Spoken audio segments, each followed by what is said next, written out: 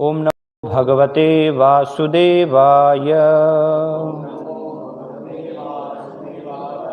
ओम नमो भगवते वासुदेवाय। ओम नमो भगवते वासुदेवाय।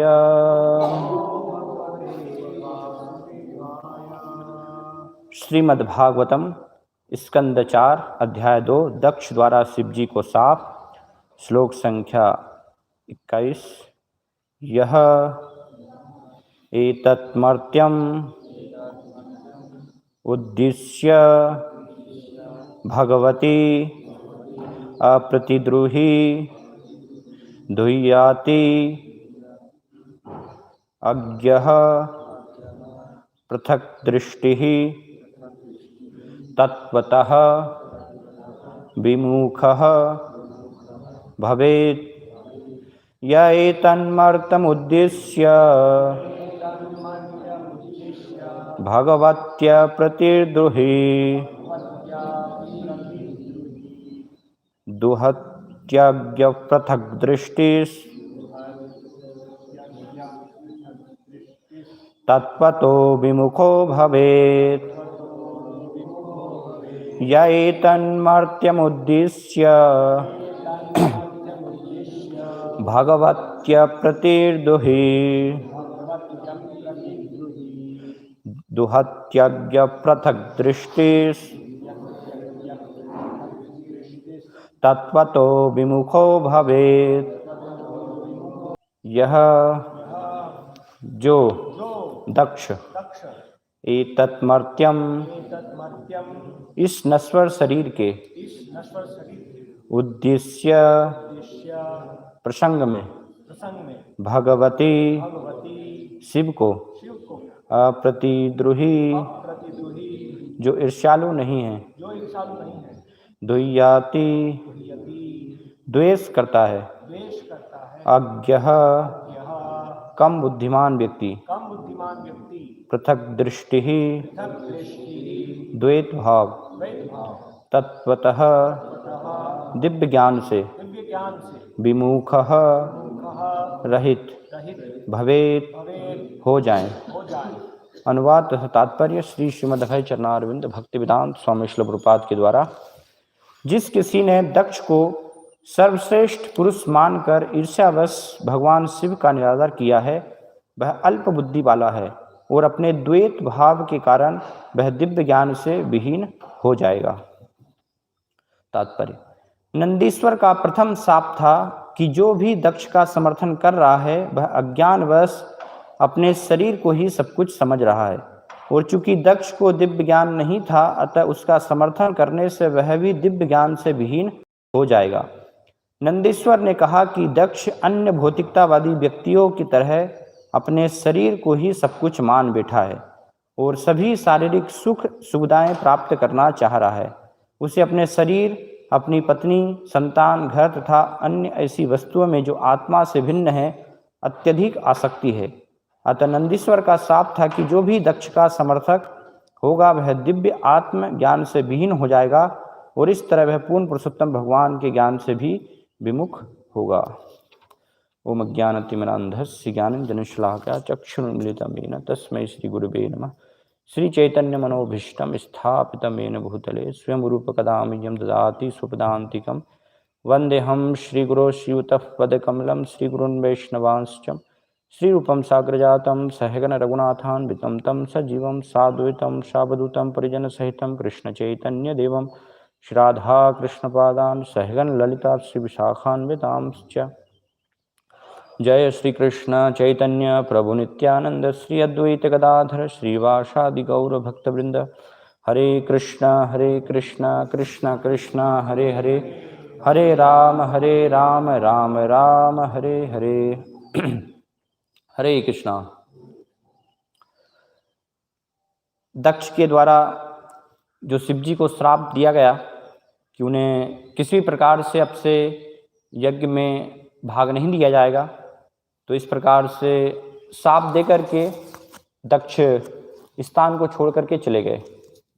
तो अभी इस श्लोक से जो शिव जी के प्रमुख पार्षद हैं नंदीश्वर, तो वो सभा में अलग अलग जो सभी ब्राह्मण हैं, ऋषि मुनि हैं, जो भी लोग हैं जिन्होंने दक्ष के द्वारा शिव जी को शाप दिया गया, तो उसका उन्होंने समर्थन किया या उसको वो सुनते रहे, है ना, उसको उन्होंने स्वीकार किया।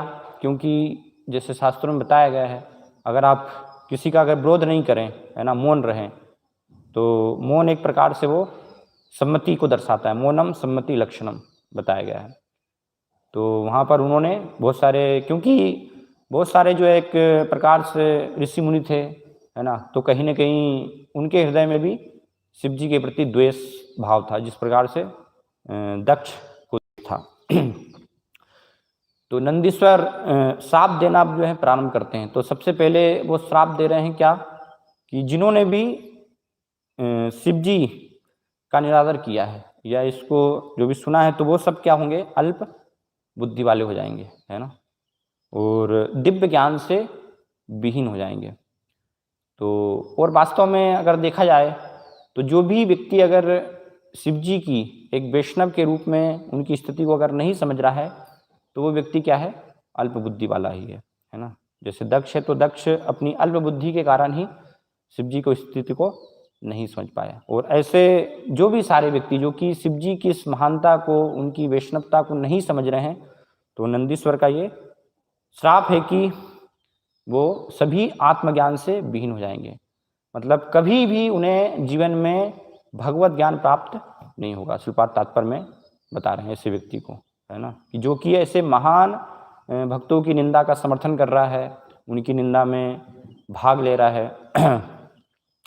तो वैष्णव निंदा, भक्तों की निंदा एक बहुत ही बड़ा ये गंभीर अपराध बताया गया है भक्ति में, सेवा में, है ना। शास्त्रों में वर्णन किया गया है कि अगर कोई व्यक्ति भगवान के प्रति अपराध कर बैठे, भगवान के प्रति कोई उससे अपराध हो जाए या भगवान के नाम के प्रति अपराध हो जाए, तो उसका उपाय क्या है, नाम लेने से। अगर कोई निरंतर हरिनाम करेगा तो हरिनाम से ही भगवान के प्रति जो अपराध किया गया है उसका निवारण हो सकता है ना। लेकिन अगर कोई भगवान के भक्तों के प्रति अपराध कर दे, तो जो हरिनाम, जिसका कि शास्त्रों में वर्णन किया गया है कि कोई व्यक्ति सिर्फ एक बार हरिनाम लेने से उसके इतने पाप नष्ट हो सकते हैं, इतने जन्मों जन्मों के अपराध नष्ट हो सकते हैं, जो कि वो कभी सोच भी नहीं सकता है ना। तो हम विचार कर सकते हैं कि हरिनाम कितना शक्तिशाली है ना। सारे पापों को जला करके अग्नि में भस्म कर देता है।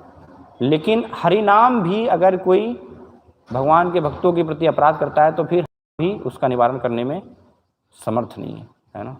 तो हम विचार कर सकते हैं कितना गंभीर जो है एक वैष्णव अपराध माना गया है। तो उसका निवारण क्या है, उसका एकमात्र निवारण यही है कि उस व्यक्ति को, उस वैष्णव की सेवा या वैष्णव से क्षमा प्रार्थना, तभी वास्तव में उस अपराध का निवारण हो सकता है। अगर वो अपराध करते हुए हरिनाम करता रहे, तो कभी भी उसको सिद्धि, भक्ति में प्रगति उसकी नहीं होगी। चैतन्य चेतामृत में वर्णन किया गया, बहु जन्म करे यदि श्रवण कीर्तन, तबु न पाए कृष्ण पद प्रेम धन। कि अगर कई कई जन्मों तक भी, वर्षों तक भी कोई व्यक्ति हरिनाम कर रहा है तो भी, लेकिन साथ में अपराध भी कर रहा है, तो उसको कृष्ण के चरण कमलों में प्रेम प्राप्त नहीं होगा। और वास्तव में एक जीव और भगवान श्री कृष्ण के चरण कमलों की प्राप्ति, जो प्रेम है, उसके बीच में जो रुकावट है, वो रुकावट है वास्तव में ये वैष्णव अपराध, है ना। क्योंकि चेतन चेतामृत में ही बताया गया कि अगर अपराध हम कर रहे हैं, तो इसका अर्थ है कि अपराध के कारण हमारी नाम में रुचि, है ना, भगवान के नाम, गुण, रूप, लीलाओं, इन सब में जो है रुचि आना, ये अपराध के कारण ही संभव नहीं हो पाता है। तो इसलिए हम देखेंगे कि कैसे अलग अलग शास्त्रों में ये अपराध के बारे में क्या वर्णन किया गया है। और श्रीमद् भागवतम में अनेक अनेक, हर एक लगभग स्कंद में हम वैष्णव अपराध के जो हैं उदाहरण भी देखेंगे, उनके बारे में भी जो है चर्चा करेंगे तो चेतन चेतामृत में वर्णन किया गया है कि एक जीव को जो कि अनंत काल से इस जगत में भ्रमण कर रहा है ना, तो ऐसे भ्रमण करते करते बड़े भाग्यवान जीव को क्या है, जब उस पर गुरु और कृष्ण की कृपा होती है तो उनकी कृपा के माध्यम से उसको भक्ति लता का बीज प्राप्त होता है। ब्रह्मांड भ्रमिते कोनो भाग्यवान जीव, गुरु कृष्ण प्रसादे पाए भक्ति लता बीज, है ना। ऐसे हम जन्मों जन्मों से जो है ब्रह्मांड में भ्रमण कर रहे हैं, है ना। पुनरपि जननम पुनरपि मरणम पुनरपि जननी जठरे शयनम, ये चक्र में जो है घूम रहे हैं। हमें पता नहीं कितना जो है अनगिनत वास्तव में समय हो गया है। तो अगर किसी भाग्यशाली जीव को गुरु और कृष्ण की कृपा से ये भक्ति लता का बीज प्राप्त होता है, तो हम सबको ये प्राप्त हुआ है ना, भक्ति लता का बीज। लेकिन बीज को सिंचन करना, उसको जल देना, उसको बढ़ाना बहुत ही आवश्यक होता है, जिससे कि आगे चल कर के उसमें जो है कृष्ण प्रेम रूपी फल लग सके, है ना। लेकिन अगर कोई अपराध कर रहा है तो क्या होगा, वो बीज का जो है सिंचन नहीं होगा, भक्ति लता आगे नहीं बढ़ेगी, है ना। उदाहरण दिया गया एक हाथी का, पागल हाथी का, है ना, कि अगर किसी बगीचे में कोई पागल हाथी घुस जाए तो पूरा तहस नहस कर देगा, है ना। पागल हाथी आपने देखा होगा, एक वीडियो में देख रहा था, उसमें एक बार एक दक्षिण भारत में जो है पागल हाथी जो है पागल हो गया, तो कैसे अपनी सूंड में बाइक है, बाइक को उठा उठा के ऐसे जो है आकाश में फेंक रहा है हाथी, कार है, कार को भी उठा के फेंक रहा है ना। कोई भी पास वहाँ जा नहीं सकता, है ना, क्योंकि अगर हाथी पागल हो गया तो फिर उसके शक्ति कोई वो संभव नहीं है। तो इस प्रकार से पागल हाथी अगर जो है घुस जाए, है ना, तो वो पूरा बगीचे को क्या कर देगा, तहस नहस कर देगा। तो इसलिए तुलना की गई, वैष्णव अपराध उठे हाथी माता, है ना, उपाड़े व छिंडे तार आए सुखी जाता, कि अगर ऐसे पागल हाथी मतलब वैष्णव अपराध कोई करता है तो वो भक्ति लता जो है पूरी तरह क्या हो जाएगी, सूख जाएगी, है ना। धीरे धीरे उस व्यक्ति का फिर भक्ति से पतन हो जाएगा और वो व्यक्ति इंद्रिय भोग में अत्यधिक रूप से लिप्त हो जाएगा। तो ये सब परिणाम होते हैं वैष्णव अपराध के कारण। तो श्रीमद् भागवतम में वर्णन किया गया, श्रीमद् भागवतम के 10वें स्कंद में, 10वें स्कंद के 4थे अध्याय के 46वें श्लोक में बताया गया है, आयु श्रेयम यशो धर्म लोकानाशिष एव च हंति श्रेयांसी सर्वाणि पुंसो महदति क्रम। तो ये सुखदेव गोस्वामी वर्णन कर रहे हैं राजा परीक्षित को कि कोई अगर महान व्यक्तियों के प्रति, है ना, पुंसो महदति क्रम, ऐसे महापुरुषों के प्रति अगर कोई अपराध करता है तो उसका क्या होता है, आयु, है ना, आयु उसकी जो है नष्ट हो जाएगी, फिर श्रेय, है ना, जो भी ऐश्वर्य है वो सब नष्ट हो जाएगा, यश प्रतिष्ठा वो उसकी नष्ट हो जाएगी, है ना, जैसे दक्ष के हम देखते हैं। धर्म, जो भी सारे जो हैं पुण्य कर्म धर्म हैं, और आशीष, है ना, लोकानाशीष एवच, तो वो सब क्या हो जाएंगे, ये सब नष्ट हो जाएंगे अगर महापुरुष के प्रति कोई व्यक्ति अपराध करता है। फिर श्रीमद् भागवतम में ही 10वें स्कंद के 74वें अध्याय में 40वें श्लोक में वर्णन किया गया है, जिसमें कि शिशुपाल के वध का वर्णन है। शिशुपाल भगवान श्री कृष्ण के प्रति अपराध करता है, तो वहाँ पर भी बताया गया, निंदाम भगवतः शृण्वन्तस्य तत्परस्य जनस्य वा ततो नापेति यस्वपि यात्यधः सुकृता अच्युत, कि अगर कोई जो है भगवान या उनके भक्तों की निंदा करता है ना, निंदाम भगवतः शृण्वन्तस्य, उसको सुनता है, बोलता है, तो उससे क्या हो जाएगा, मतलब वहाँ से अगर वो चला नहीं जाता जहाँ पर कि अगर भगवान के भक्तों की निंदा की जा रही है, तो ततो नापेति, अगर वो उस स्थान को छोड़ करके तुरंत अगर नहीं चला जाता है तो क्या हो जाएगा, यह स्वपि याति अधः, उसकी जो है अधोगति होगी, ऐसा व्यक्ति नरक में गिरेगा। सुकृता अच्युत, है ना, जो सुकृति है, जो भी उसने अपने जीवन में पुण्य कमाए हैं, जितनी भी सुकृति इकट्ठी की है, वो सब सुकृति से वो च्युत होकर के और अधोगति को प्राप्त होता है। तो इस प्रकार से वर्णन किया गया है। और स्वयं चतुर्थ स्कंद में ही, इसी में आगे जो है वर्णन आएगा कि सती वर्णन करती हैं वैष्णव जो है निंदा, तो उसके बारे में सती जो है कह रही, कर्णोपिधाय निर्याध्य कल्प ईसे धर्मा वितर्ण श्रीनिर्भिरस्यमाने छिंदात प्रसह्ये रुसती मसताम प्रभुश्चे जिभाम सूनपि ततो विसृजेत सधर्म है। तो ये चौथे जो है अध्याय में, इसी स्कंद में आगे वर्णन आएगा। तो सती जो है कह रहे हैं कि कोई अगर धर्म की जो रक्षा करने वाले स्वामी हैं, है ना, उनकी अगर कोई दुष्ट व्यक्ति निंदा करता है, तो कोई अगर निंदा करता है इस प्रकार से, तो कोई व्यक्ति अगर उसे दंड देने में समर्थ नहीं है ना, अगर सामर्थ्य है और आप सुन रहे हैं, है ना, कानों को आपने बंद कर लिया है, और वो व्यक्ति अगर उस स्थान से उठकर चला नहीं जाता है, मतलब यहाँ बताया जा रहा है कि उसको तो उस स्थान से उठकर चला जाना चाहिए। इस प्रकार से अगर निंदा हो रही है ऐसे महापुरुषों की, अगर वो दंड देने में समर्थ नहीं है तो वो स्थान को त्याग कर देना चाहिए तुरंत।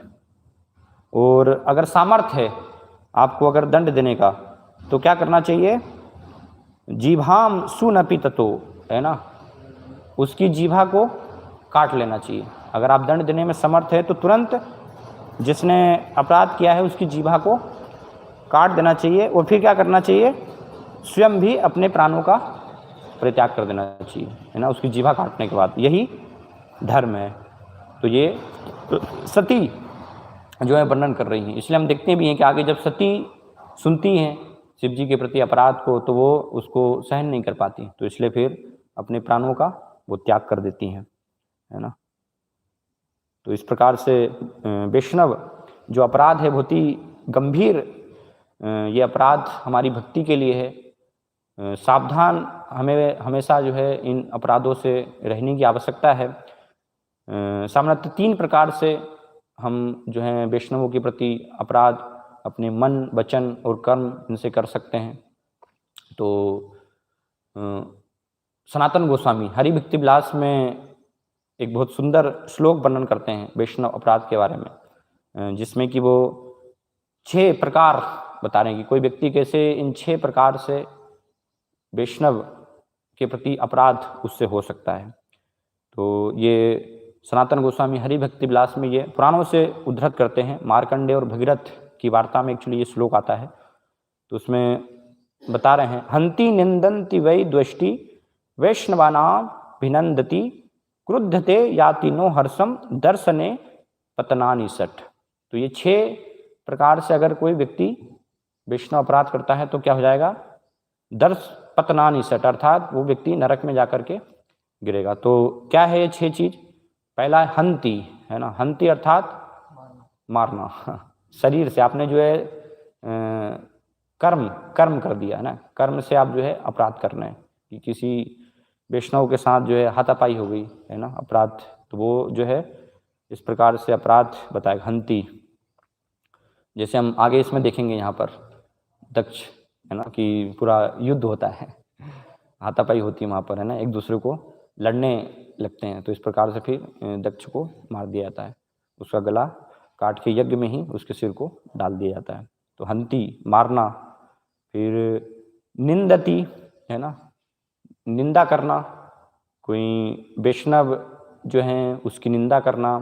निंदा का अर्थ क्या है कि उसमें जो है अच्छे गुण हैं, है ना, लेकिन अच्छे गुण होने पर भी हम जो है वो बुरे गुणों को ही देखने का प्रयास कर रहे हैं, जानबूझ करके जो है हम गलती वहाँ पर निकालने का प्रयास कर रहे हैं। जैसे शास्त्रों में बताया गया कि गुण मिच्छति सज्जना दोष मिच्छति पावरा, है ना। जो सज्जन व्यक्ति होता है तो वो क्या होता है, हमेशा जो है वो दोष में भी गुण ढूंढ लेता है, देख लेता है ना। चाणक्य पंडित बताते हैं सज्जन व्यक्ति की ये पहचान होती है कि वो जहाँ पर दोषी दोष है वहाँ पर भी वो गुण को खोज लेगा। लेकिन जो पामर व्यक्ति है ना, ईर्ष्यालु व्यक्ति है, तो वो क्या है, गुण होने पर भी उसमें भी वो एक ना एक दोष देखने का प्रयास करेगा कि कहीं से कोई जो है बस छोटा सा सुराग मिल जाए, तो उसको फिर जो है राई का पहाड़ बना देते हैं वो लोग, है ना। तो इस प्रकार से ये निंदा करना, मतलब कि दोष देखना जानबूझ करके, और फिर उसको बड़ा चढ़ा करके जो है बताना, उसकी निंदा करना, दूसरों को जो है वर्णन करना। तो इस प्रकार से ये क्या है, वैष्णव निंदा, मतलब वाणी से आप जो है ये वाणी से वो निंदा कर रहे हैं। पहला जो है आपने कर्म से कर दिया किसी वैष्णव को मारना, फिर दूसरा आप वाणी से, है ना, निंदा उसकी कर रहे हैं, तो ये अपराध बताया गया है। हंति निंदंती वही द्वेष्टि, है ना, द्वेष करना, एक भक्त से वैष्णव से जो है द्वेष होना, क्यों ये मुझसे ज़्यादा प्रगति कर रहा है ना, तो इसको चलो नीचे गिराओ भक्ति में, मैं ज़्यादा जो है प्रगति करूँगा, है ना। पूजा लाभ, सामान्यतः ये प्रतिष्ठा के कारण होता है, पूजा लाभ प्रतिष्ठा। जब हमारे अंदर जो है हम देहात्म बुद्धि में हैं, सम्मान की इच्छा है, तो फिर क्या होता है, उसके कारण द्वेष होता है। जैसे हम देख रहे हैं दक्ष, है ना, दक्ष पूरा जो है देहात्म बुद्धि से भरा हुआ है, तो देहात्म बुद्धि के कारण सम्मान की जो अत्यधिक इच्छा है उसकी, कि मेरा सम्मान होना चाहिए, है ना, सब लोग जो है मेरा सम्मान करें, मुझे सम्मान दें। तो इसलिए फिर क्या हुआ, वो ईर्ष्या के कारण जब शिव जी ने सम्मान नहीं दिया तो तुरंत वहाँ पर उसका क्रोध प्रकट हो गया। तो इसलिए ईर्ष्या करना, है ना, भक्तों से जो है ईर्ष्या करना, ये भी एक प्रकार से अपराध बताया गया है, वैष्णव अपराध। फिर वैष्णवा नाभिनंदती, है ना, भगवान के जो भक्त हैं वैष्णवा नाभिनंदती, उनको जो है देख करके, वैष्णव को देख करके नमस्कार नहीं करना, है ना। तो ये क्या है, ये भी एक गंभीर अपराध है। तुरंत वैष्णवों को देखकर ही जो है क्या करना चाहिए, हमें नमस्कार करना चाहिए, दंडवत, है ना, उनको जो है प्रणाम करना चाहिए। तो लेकिन हम देखते हैं कि सामान्यतः भक्तों के समाज में, मान लीजिए कभी कोई भक्त जो है बहुत लंबे समय के बाद हम मिल रहे हैं, है ना, तो उसमें तो क्या करते हैं, प्रणाम करते हैं, है ना, लेकिन जब पास में ही भक्त रह रहे हैं तो उसको बहुत सहजता से ले लेते हैं। वहाँ पर जो है हम भक्तों के महत्व को नहीं समझ पाते, है ना। जैसे बताया भी गया ना कि अगर पास में ही जो है गंगा जी बह रही है तो वो उसको साधारण जल समझेंगे, और दूर कहीं दूरस्थ स्थान में है तो वहाँ सोचेंगे कि वहाँ गंगा जी, वहाँ हमें स्नान करने के लिए जाना चाहिए। लेकिन पास में ही जो है आपके, तो वहाँ सोचेंगे कि ये तो क्या साधारण जन है ना, क्योंकि साथ में होने से जो है वो एक सहजता आ जाती है ना, वो गंभीरता चली जाती है। तो भक्तों के समाज में जब साथ में ही रह रहे हैं हम, है ना, रोज रात दिन देख रहे हैं, तो लगेगा अरे ये तो सब समाज क्या श्रेय, कुछ नहीं है, हम भी सब एक जैसे ही, सब श्रेष्ठ, है ना। तो बाहर से जब कोई भक्त आते, कोई वरिष्ठ भक्त, तो लगता है हाँ ये जो है इनको प्रणाम करना चाहिए, है ना। लेकिन वास्तव में बताया कि जो भी सब वैष्णव हैं, जो भी वरिष्ठ हैं, है ना, या वरिष्ठ नहीं भी हैं, किसी भी स्तर हैं, तो हम उनसे मिल रहे हैं, तो हमें एक वैष्णव जो है सदाचार है कि उनको दंडवत जो है वांछाकल्पतरुभ्यश्च, जिस प्रकार से हम प्रणाम करते हैं साष्टांग, है ना, तो उस प्रकार से हमें प्रणाम करना चाहिए, है ना। लेकिन कई बार भक्त लोग जो है दीक्षित हो जाते हैं, और उसके बाद भी भक्तों को देखकर जो है वो वहाँ पर जो है प्रणाम नहीं करते हैं, है ना। कई बार हम देखते संडे प्रोग्राम में जो है भक्त लोग आ रहे हैं, लेकिन देख करके जो है प्रणाम नहीं कर रहे हैं। तो ये क्या है, वैष्णव को देख करके नमस्कार नहीं करना, है ना, एक अपराध जो है बताया गया है। तो इसलिए, और श्रीमद् भागवतम में भी उदाहरण आता है इसके संदर्भ में, नवम स्कंद में, 8वें स्कंद में उदाहरण आता है ना, गजेंद्र का, कि गजेंद्र कैसे अपने पूर्व जन्म में जब थे तो वो एक राजा थे इंद्रधुम्न, तो एक ऋषि आए, अगस्त ऋषि शायद उनका नाम है, तो वहाँ पर वो रोज ही मिलते थे सामान्य, तो इसलिए उनके अंदर एक सहजता का भाव हो गया, तो वो अब क्या उठना जो है, ठीक है ये तो आते रहते हैं, तो उठ कर खड़े नहीं हुए, है ना। तो उसके कारण क्या, उनको जो है श्राप मिला, उन्होंने नमस्कार नहीं किया, तो उनको श्राप दिया गया कि जो है आप आलसी, आलस्य कर रहे हो इसमें, है ना। तो हाथी क्या होता है, आलसी होता है, तो इसलिए हाथी का शरीर तुमको जो है मिलेगा। तो इस प्रकार से वो थोड़ी सी आलस्य के कारण कि उठ करके जो है वहाँ पर सम्मान नहीं देना, उसके कारण उनको हाथी, गजेंद्र, फिर गज जो है वो शरीर उनको मिल जाता है। तो इसलिए हमें वैष्णव जो भी सब हमारे आसपास भक्त हैं, है ना, उनको बहुत सहजता से हमें नहीं लेना चाहिए, गंभीरता उसकी जो है हमें समझनी चाहिए, है ना। जब भी हम मिल रहे हैं तो उनको नमस्कार करें, प्रणाम करें, धन्यवाद। और आवश्यक नहीं है उसमें कि कई बार भक्त सोचते हैं कि जो है इन्होंने हमें प्रणाम नहीं किया तो हम भी क्यों करें। तो जो भी वरिष्ठ भक्त हैं वो आवश्यक नहीं है, जो भी गुरु हैं, इच्छा गुरु हैं, शिक्षा गुरु हैं, तो आवश्यक नहीं रह जाता उनके लिए कि उनको भी प्रणाम करना आवश्यक ही होगा, है ना। लेकिन जो भी कनिष्ठ हैं उनका कर्तव्य है कि हम जो है प्रणाम करें, है ना। उनकी इच्छा होगी तो ठीक है, वो प्रणाम करेंगे, है ना। और जरूरी नहीं है कि उनको झुकना जो है प्रणाम करना वो आवश्यक ही। तो इस प्रकार से नमस्कार वैष्णवान अभिनंदति। फिर उसके बाद बताया गया क्रुद्धते, है ना, एक भक्त पर जो है क्रोध करना। तो जैसे यहाँ पर हम देख रहे हैं ना, दक्ष जो है क्रोधवश शिव जी को शाप दिया उसने क्रोध के कारण। तो क्रोध करना वैष्णव पर, ये भी एक प्रकार से क्या बताया गया, अपराध बताया गया है ना।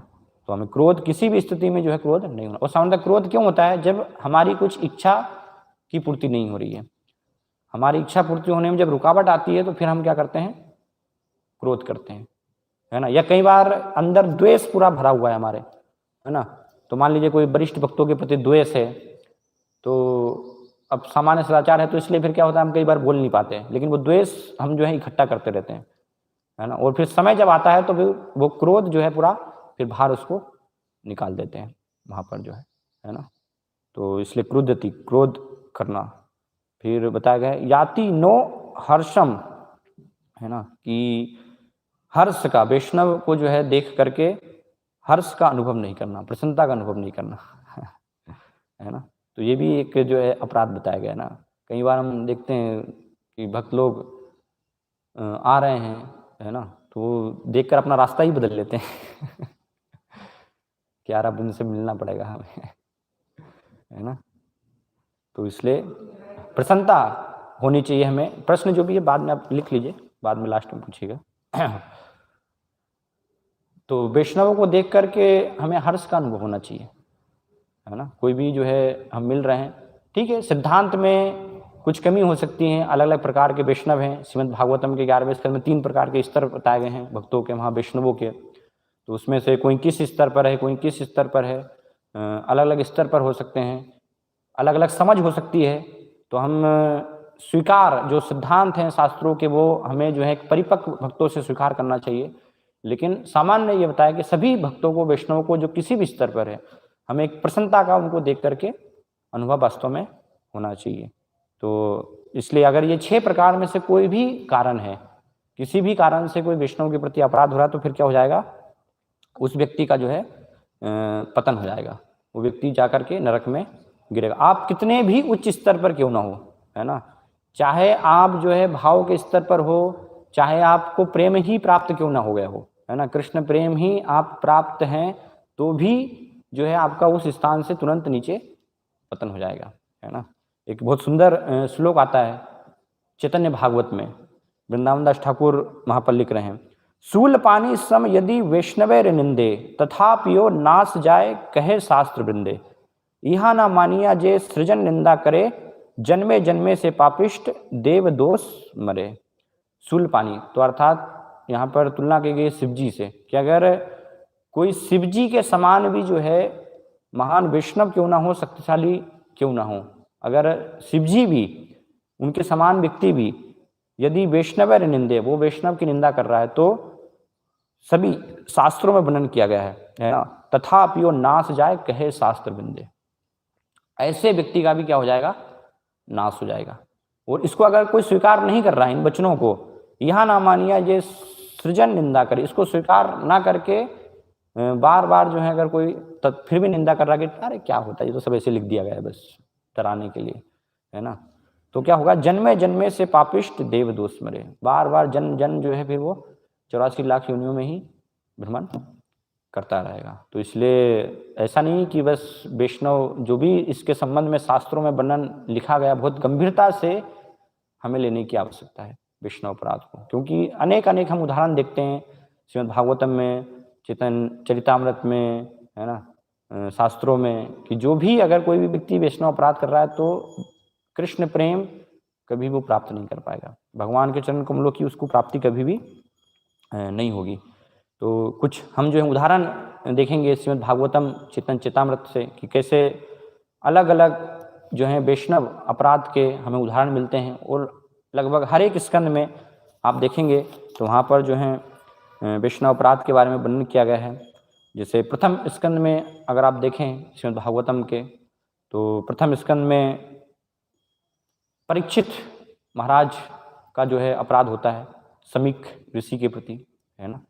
वो जानबूझकर नहीं करते हैं, अनजाने में उन्हें जो है जंगल में वन में भूख प्यास लग जाती है, और उस कारण से उनके अंदर एक क्रोध उत्पन्न हो जाता है। तो क्रोध में क्या करते हैं, जब समीक ऋषि जो कि समाधि में बैठे हुए हैं, कुछ भी उनके प्रश्नों का उत्तर नहीं देते, तो वो क्रोध बस एक मरा हुआ सांप उठा करके उनके गले में डाल देते हैं।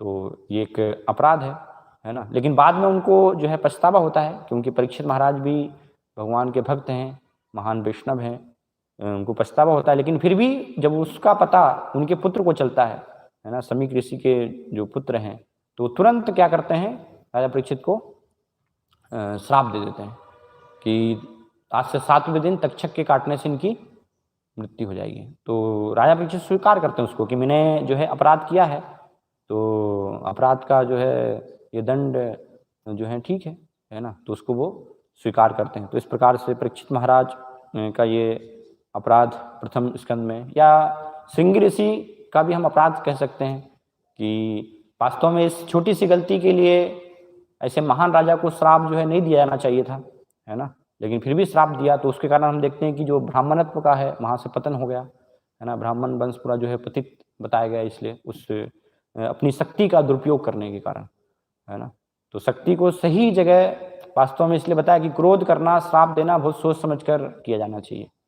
अगर कोई व्यक्ति अनावश्यक रूप से कर रहा है, तो सारी उसकी जो शक्ति है, जो आध्यात्मिक बल है, वो उसका क्या हो जाएगा, क्रोध करने से, श्राप देने से, इस प्रकार से वो नष्ट हो जाती है ना। जो भी उसने उन्नति प्रगति की है, उससे व्यक्ति नीचे आ जाता है।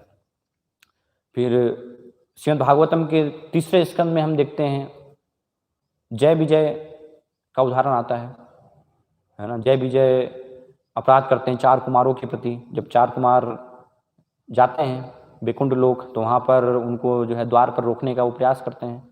तो उसके कारण फिर उनको असुर जन्म में 3 जन्म तक आसुरिक जन्म होने का श्राप मिलता है। तो जय विजय तो भगवान के पार्षद ही है ना, प्रेम प्राप्त है, लेकिन भगवान के भक्तों के प्रति अपराध का हम परिणाम देख सकते हैं कि अगर इस स्तर पर भी है, तो भी उससे भी उस व्यक्ति का क्या हो जाएगा, पतन हो जाएगा, है ना। तो जय विजय का ये अपराध 33 स्कंद में। चौथे स्कंद में यहाँ पर जो है हम चर्चा कर ही रहे हैं, दक्ष शिव जी के प्रति उसने जो है अपराध किया। तो आगे चल के कैसे दक्ष का पूरा जो है विनाश, सब कुछ उसका नष्ट हो जाता है इस अपराध के कारण, वैष्णव अपराध के कारण।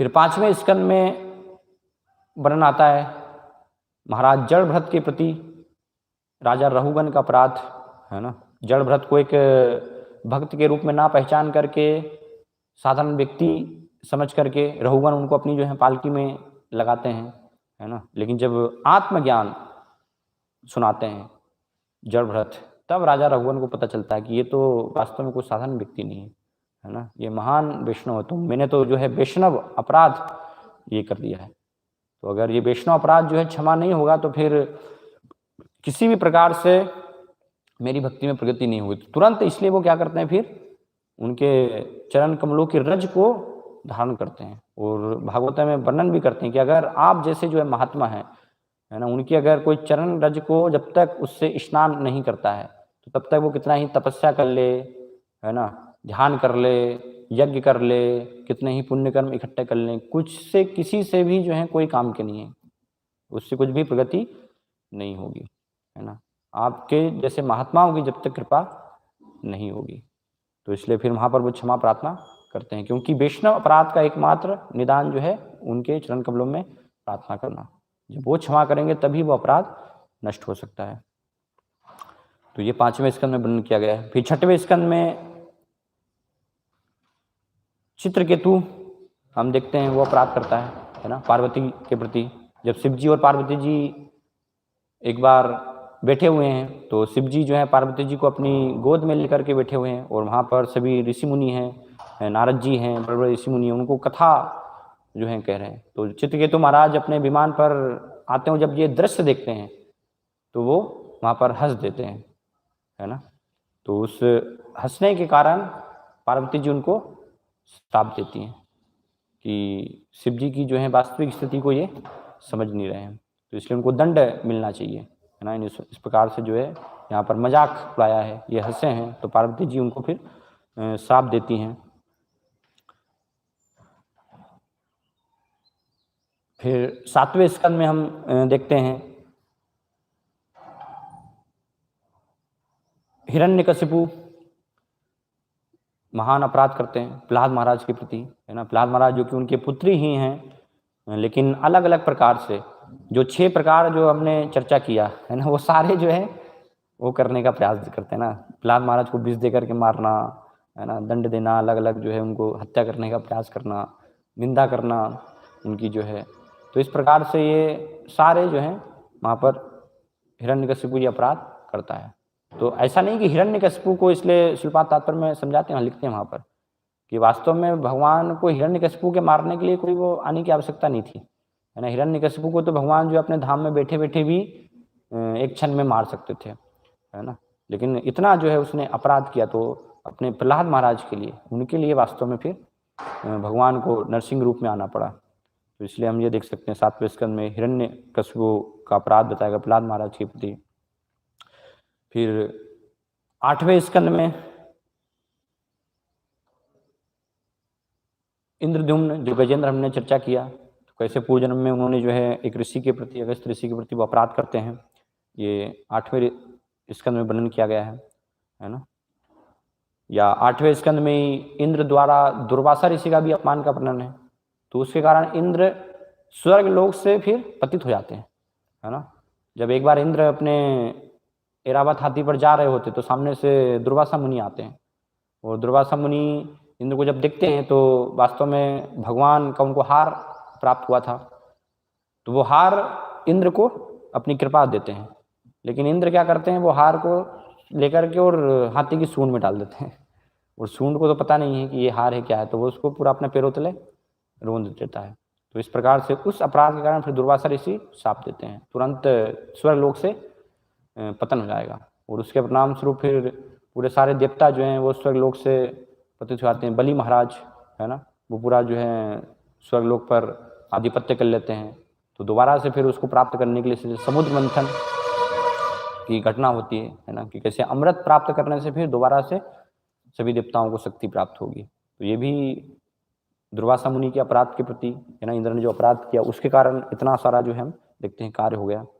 ये 8वें स्कंद में वर्णन किया गया है। फिर 9वें स्कंद में वर्णन आता है बहुत ही प्रसिद्ध, है ना, दुर्वासा मुनि महाराज अम्बरीश के प्रति अपराध करते हैं। तो बहुत सुंदर ये वैष्णव अपराध का ना सर्वश्रेष्ठ उदाहरण हम देख सकते हैं।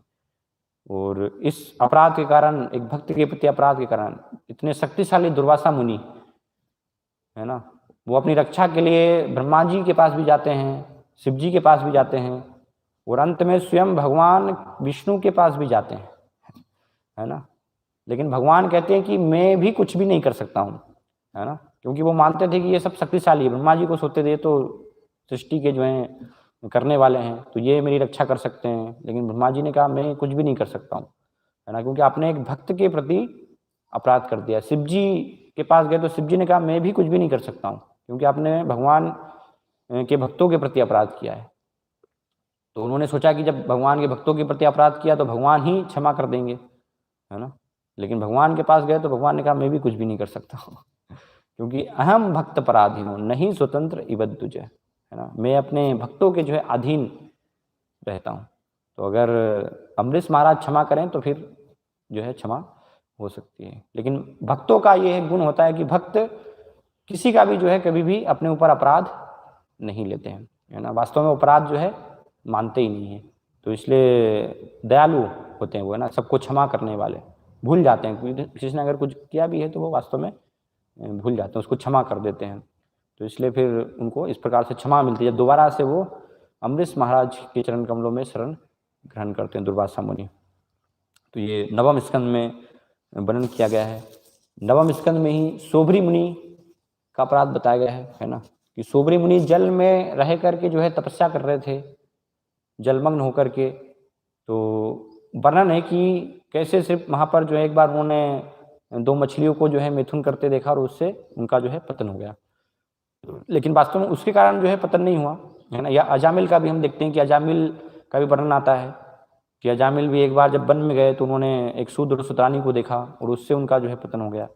तो वो उतना जो है मुख्य कारण नहीं है। वास्तव में जो कारण बताया गया है सोबरी मुनि अजामिल के जिनमें हम देखते हैं कि वो वैष्णव अपराध, है ना। जैसे सोबरी मुनि भी पूर्व में घटना वर्णन की गई कि जब एक बार गरुड़ जी वहाँ पर आते हैं जहाँ पर कि सोबरी मुनि तपस्या कर रहे थे, तो गरुड़ जी भगवान के भक्त हैं, वैष्णव हैं, और वो मछली खाने के लिए वहाँ पर आए, है ना। तो उनका तो भक्षी वो है तो सोबरी मुनि ने जो है उनको श्राप दिया कि अगर तुम यहाँ से जो है मछली पकड़ के खाओगे तो तुम्हारी जो है मृत्यु हो जाएगी।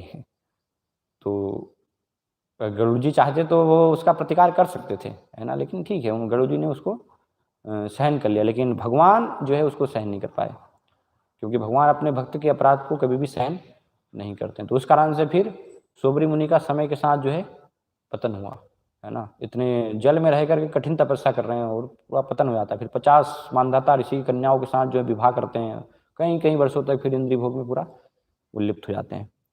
तो इस प्रकार से हम देखते हैं सोबरी मुनि का जो है ये 9वें स्कंद में उपाख्यान है।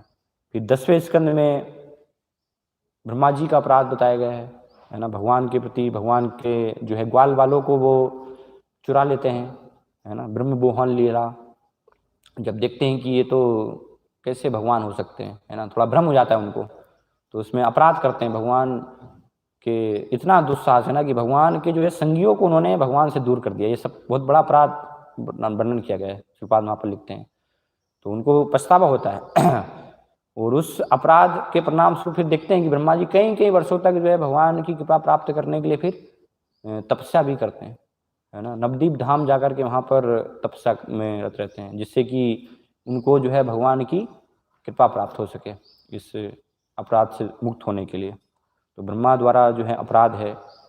या 10वें स्कंद में ही हम देखते हैं नल कुबेर मणिग्रीव, उनका अपराध नारद जी के प्रति, है ना। जब अपने जो ऐश्वर्य में मदमस्त होकर के एक बार ये दोनों जो हैं कुबेर के पुत्र जब स्नान कर रहे थे एक सरोवर में, है ना, अप्सराओं के साथ, तो नारद जी वहाँ पर आते हैं और नारद जी को देख करके जो अप्सराएं हैं और नग्नावस्था में स्नान कर रहे हैं जल में, है ना। तो जल में नग्न होना ये भी एक अपराध बताया गया है, ये जल देवता का जो है अपमान है। तो स्त्रियां तो जो है अपने आप को ऋषि नारद जी को देख करके वहाँ पर वो शर्मिंदा हो जाती हैं, लेकिन ये इतने जो है मदमस्त हैं, नशे में चूर हैं कि वो देख ही नहीं पाते कि नारद जी जैसे महान भक्त आए हैं, कुछ भी उनको सम्मान देने का प्रयास नहीं करते, है ना। तो इसलिए फिर नारद जी उनको शाप देते हैं कि वृक्ष बन जाओ तुम, है ना, जड़।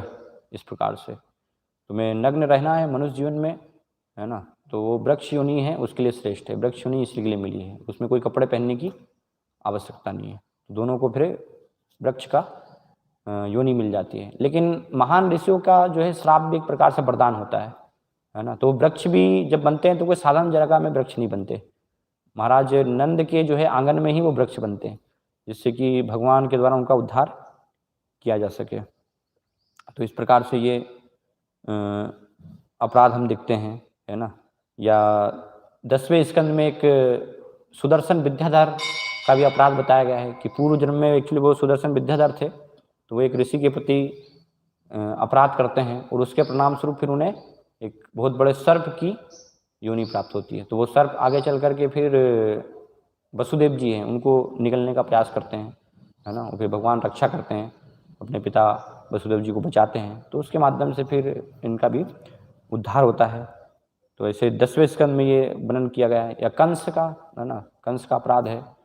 वसुदेव देवकी भगवान के भक्त हैं, और भी सब कितने, अक्रूर जी, है ना, सारे जो हैं सब, उग्रसेन, ये सब जो हैं भगवान के भक्त हैं। तो कंस ने स्वयं अपने पिता को बंदी बना लिया, है ना। भगवान श्री कृष्ण के जो हैं अपनी बहन उनको जो है देवकी बंदी बना कर रखा, तो ये अपराध है। इसलिए कंस का भी पूरा तरह उसका जो है विनाश हो गया, फिर भगवान ने विनाश कर दिया। फिर 11वें स्कंद में हम देखते हैं भगवान के संगी भी अगर अपराध करेंगे, है ना, यदुवंशी स्वयं अपराध करते हैं महान ऋषियों के प्रति पिंडारक में, है ना। शाम को जो है वो एक स्त्री के रूप में ले जा करके, और नारद जी और जब महान ऋषियों का आगमन होता है वहाँ पर, तो उनसे मजाक करते हैं। इसलिए साधु प्रोसेस है, कभी मजाक नहीं होनी चाहिए ऋषि मुनियों से, है ना। बहुत गंभीर होकर के हमें जो है भक्तों से मिलना चाहिए। तो वहाँ पर मजाक करते हैं कि चलो इन ऋषि मुनियों से हम मजाक करते हैं। तो मजाक में वो स्त्री बनाकर ले जाते हैं शाम को, है ना, और उसको ऐसा दिखाते हैं कि ये गर्भवती है, और पूछते हैं वहाँ पर कि क्या होगा इसको, है ना, बच्चा कौन सा, लड़का होगा लड़की होगी। तो ऋषि मुनि तो सब जानते हैं वो, है ना, त्रिकाल लग गए हैं। तो साफ देते हैं कि ये इसके गर्भ से जो एक लोहे का पिंड जो है उत्पन्न होगा, और सारे जो है यदुवंश का उससे विनाश हुआ। वो जब हटा कर देखते हैं तुरंत, तो वो वास्तव में वही जो है लोहे का पिंड वहाँ से फिर निकलता है ना। तो ऐसे महान ऋषियों के प्रति सांब आदि जो सब हैं यदुवंशी, वो सब अपराध करते हैं ये 11वें स्कंद में। तो उसका भी परिणाम पूरा यदुवंश का वहाँ पर हम देखते हैं विनाश हो जाता है। तो ये श्रीमद् भागवत में उदाहरण, चेतन चितामृत में हम देखते हैं, है ना, उदाहरण है स्वयं चेतन महाप्रभु की माता सची माता, है ना। तो सची माता का तो कोई स्तर जो है वो साधारण स्तर नहीं है, है ना। भगवान के जो है माता पिता शाश्वत उनके जो है संगी हैं, लेकिन अद्वैताचार के प्रति जब वो अपराध करती हैं, है ना, उन अद्वैताचार की निंदा करती है कि इन्होंने जो है मेरे पुत्र को सन्यासी बना दिया है इस प्रकार से, तो सबको चैतन्य महाप्रभु जो है प्रेम देना स्वीकार कर लेते हैं। अपना जो है प्रेम जब वो देते हैं, अलग अलग भाव दिखाते हैं, है ना, महाप्रकाश लीला में, तो सब निवेदन करते हैं कि आपकी माता जो है उनको भी आप दीजिए। तो नहीं, वो अपराधी हैं, जब तक उनका अपराध जो है क्षमा नहीं होगा, तो भले ही स्वयं मेरी माता ही क्यों ना हो, उन्हें भी मेरी कृपा प्राप्त नहीं होगी। तो फिर जब अद्वैत आचार्य के चरण कमलों की, है ना, वो रज को धारण करती हैं, तब वास्तव में सच्ची माता का भी अपराध क्षमा होता है ना। तो हम देख सकते हैं स्वयं भगवान की ही माता है। फिर रामचंद्र खान का वर्णन आता है, हरिदास ठाकुर के प्रति अपराध, है ना। हरिदास ठाकुर से द्वेष करके, उनकी प्रतिष्ठा से द्वेष के कारण हरिदास ठाकुर के पास वेश्या भेजने का प्रयास किया, जिससे कि उनकी प्रतिष्ठा जो है दूषित हो जाए, है ना। लेकिन उसका परिणाम क्या हुआ, वो वेश्या भी जो है भक्त बन गई हरिदास ठाकुर के प्रभाव से। और दूसरा रामचंद्र खान जो है उसको अनेक अनेक सब बीमारी, है ना, वो हो गई, उसका पूरा जो है अपने साम्राज्य से पतन हो गया पूरा, हम ये परिणाम देखते हैं। या गोवर्धन मजूमदार, हिरण्य मजूमदार, उनके एक सेवक थे गोपाल चक्रवर्ती। तो जब हरिदास ठाकुर उनकी सभा में जाते हैं, तो गोपाल चक्रवर्ती जो है वो थोड़ा अपने आप को पंडित समझता था, थोड़ा उसने कुछ शास्त्रों को पढ़ लिया था, है ना, जान लिया था, लेकिन साक्षात्कार उसको कुछ भी नहीं था। तो वो सोचता था कि मैंने तो शास्त्रों को जो है समझ लिया है। तो इसलिए फिर हरिदास ठाकुर की बात जो है उसको स्वीकार नहीं करता कि हरिनाम से जो है पाप नष्ट होना, है ना, वो तो सिर्फ उसका गौण फल है। वास्तव में हरिनाम की ये मुख्य महिमा नहीं है। हरिनाम की मुख्य महिमा तो क्या है कि उससे कृष्ण प्रेम प्राप्त होता है ना, पापों का नष्ट हो जाना, ये तो सब गोल फल है। लेकिन उसको विश्वास नहीं था कि जो व्यक्ति कहीं कर्मकांड करने पर भी, यज्ञ तपस्या करने के बाद भी पाप का प्रायश्चित करना पड़ता है, नष्ट नहीं हो पाते, तो बोले केवल हरिनाम करने से बस एक बार जो है कैसे नष्ट हो जाएंगे। तो बोले वो तो ये तो अतिशोक्ति है, हरिनाम की महिमा जो भी बताई गई वो अतिशोक्ति है ना। इस प्रकार से वो उसको स्वीकार नहीं करते, और हरिदास ठाकुर को जो है अपशब्द इस प्रकार से कहते हैं, है ना, कि अगर ये नहीं है तो तुम्हारी नाक कट जाएगी, इस प्रकार से। तो वो भी एक अपराध कई बार हम देखते भी हैं कि भक्तों के समाज में भी ये, इसलिए सावधान एक्चुअली हमें वास्तव में रहना चाहिए, है ना। कभी भी शिष्य को जो है नहीं सोचना चाहिए कि मैंने जो है बहुत ज्ञान प्राप्त कर लिया तो अब मैं जो वरिष्ठ वैष्णव हैं या गुरु है उनसे महान हो गया हूँ। नहीं तो फिर क्या होगा, वो अपराध होने की वहाँ पर संभावना हो सकती है, और ये सामान्यतः होता है ना। अगर हम पूरा गंभीर नहीं है तो ये विचार प्रवेश कर सकता है ना। जब हम देखते हैं कि थोड़ा वरिष्ठ हो जाते हैं, सब शास्त्रों को जान लेते हैं, श्लोपाद की हम पुस्तकों पढ़ लेते हैं, है ना, तो हमें लगता है क्या अंतर है, अब जो वो बता रहे हैं प्रवचन में हम भी तो प्रवचन कर सकते हैं हम भी तो सब बता ही देते हैं, है ना, सारा हमें भी सब शास्त्रों का ज्ञान है, तो उसमें महानता इनकी क्या है ना, हम भी सब महान है। फिर हम जो है वरिष्ठ वैष्णव को, गुरु को, है ना, सिद्धांत जब हम भी समझने लगे सारे सिद्धांतों को, तो हमें लगता है क्या गुरु को भी कोई ज़्यादा पता नहीं है बस, है ना, मुझे भी, मैं ज़्यादा जानता हूँ वास्तव में। तो तो वो क्या हो जाएगा, अपराध हो जाएगा फिर एक प्रकार से, है ना। तो इसलिए सावधान हमें रहना चाहिए कि कितना ही हम जो है शास्त्रों को समझ सकते हैं, जानकारी हमें हो सकती है, लेकिन गुरु जो है साक्षात्कार में हमेशा वो आगे ही रहेंगे, है ना। तो इसलिए जानकारी पर हमें घमंड नहीं होना चाहिए कि मैंने सब शास्त्रों को पढ़ लिया है, सारी मेरी जानकारी, कितने सारे श्लोक में जानता हूँ, सब जानकारी मैंने इकट्ठे कर ली, वो इसके केवल जानकारी मात्र है ना। उससे कोई भक्ति में हमारी वो सहायता करने वाली नहीं है। तो इसलिए जब भी हम गुरु के पास जा रहे हैं, चाहे वो शिक्षा गुरु हो, चाहे दीक्षा गुरु हो, इसलिए बताया एक मूर्ख के समान जाना चाहिए वहाँ पर, है ना। कितना भी हमने शास्त्रों को जान लिया है, हम प्रकांड विद्वान ही क्यों न बन गए, तब भी गुरु के समक्ष जब भी हम जा रहे हैं, वरिष्ठ भक्तों के समक्ष हम पहुँच रहे हैं, तो वहाँ पर हमें समझना चाहिए कि मैं एक मूर्ख हूँ, मुझे कुछ भी नहीं आता वास्तव में, है ना। तो इसलिए विनम्रता से उनसे सीखने के लिए जाना चाहिए, जिज्ञासा करने के लिए, ये नहीं कि हमारा अहंकार दिखाने के लिए जाना चाहिए, है ना। उन्हीं को हम उपदेश वहाँ पर कर रहे हैं, कुछ हमने जो है पढ़ लिया थोड़ा बहुत, तो उन्हीं को जो है बता रहे हैं।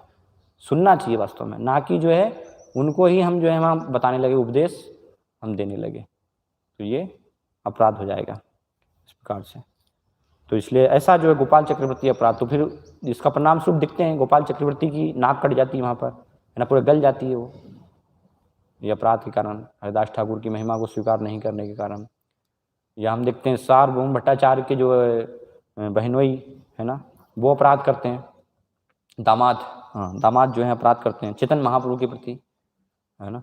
चेतन महाप्रभु की निंदा करते हैं, जब उनको सार्वभौम भट्टाचार्य अपने घर पर आमंत्रित करते हैं प्रसाद के लिए, तो चेतन महाप्रभु के लिए बहुत सारे अलग अलग जो है व्यंजन वो बनाते हैं, तो निंदा करते हैं। एक सन्यासी होकर के इतने सारे जो है व्यंजन खा रहे हैं, इतने सारे पकवान जो हैं खा रहे हैं, ये जो कि 20-25 लोग खा सकते हैं, है ना, उतना ये अकेले जो है सन्यासी होकर के इतना ग्रहण कर रहे हैं।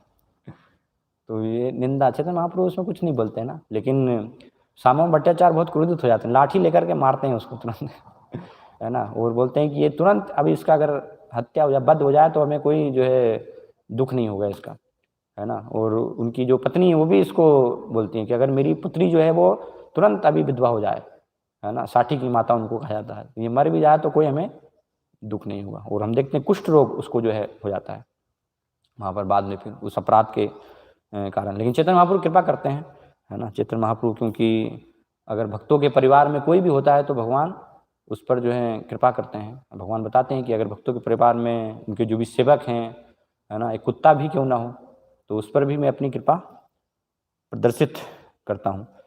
तो इस प्रकार से हमें जो है सावधान रहना चाहिए, है ना, वैष्णव जो है अपराध के प्रति, कि किसी प्रकार से जो है हम वैष्णव अपराध नहीं करें।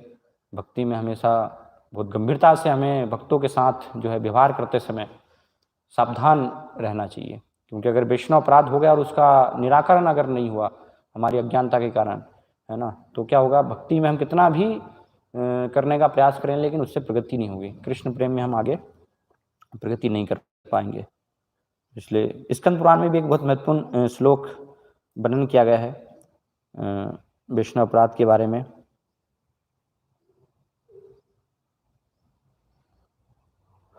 निंदाम कुर्वन्ति ये मूढ़ा वैष्णवानाम महात्मनाम पतंती पितृभि सार्धम महारोरव संगीते। ये जीव गोस्वामी जो हैं भक्ति संदर्भ में इसका उल्लेख करते हैं, तो बताया कि अगर कोई मूर्ख व्यक्ति महान जो है महात्मा वैष्णवों की अगर निंदा करते हैं तो वो क्या हो जाते हैं, स्वयं भी पतित नहीं होते हैं, पतंती पितृ भी श्राद्ध, अपने सारे जो पूर्वज हैं उनके जो कुल सहित है, पितृगण है, उसके सहित पतित होकर के क्या हो जाता है, महारोरव संगीते। जैसे शास्त्रों में बताया ना कि अगर एक कुल में अगर कोई वैष्णव होता है ना, तो उसके साथ जो है पहले की पीढ़ी और 7 पीढ़ी आगे आने वाली उनका भी क्या हो जाता है, उद्धार हो जाता है। लेकिन अगर कोई जो है वैष्णव अपराधी हो गया तो क्या हो जाएगा, अपने पितरों सहित महारोरव संगीत, महारोरव नरक में स्वयं तो जाएगा ही वो अपराध के कारण, अपने जो है सारे पितर पूर्वजों कुल को भी वो ले जाएगा। तो इस प्रकार से ये वैष्णव अपराध की जो है गंभीरता है, तो इसलिए हम समझें इसको, सावधान रहें, जिससे कि हमारी भक्ति में प्रगति हो पाए। हरे कृष्णा। तो विराम देंगे, कोई प्रश्न है अगर आपके पूछ सकते हैं।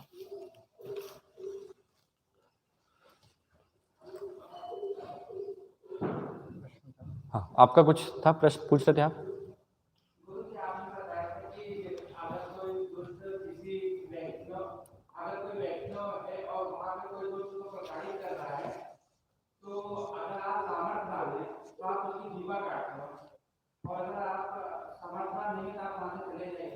हम्म।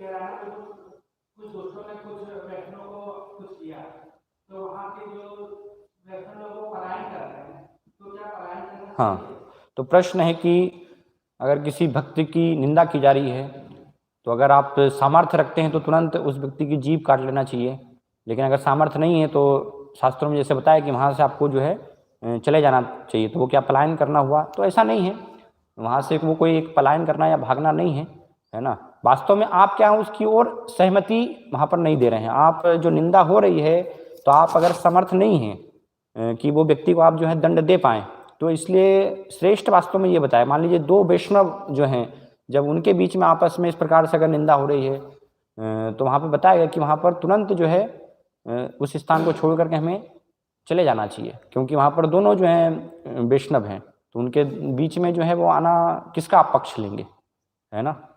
तो उसको किसी की भी सुनेंगे तो वो निंदा होगी।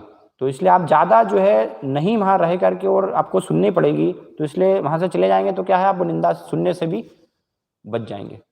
तो इसलिए सामर्थ्य है तो फिर ऐसे जो अपराधी व्यक्ति हैं उनको दंड देना चाहिए, और अगर नहीं है तो फिर हमें चले जाना चाहिए। तो वो पलायन करना नहीं है।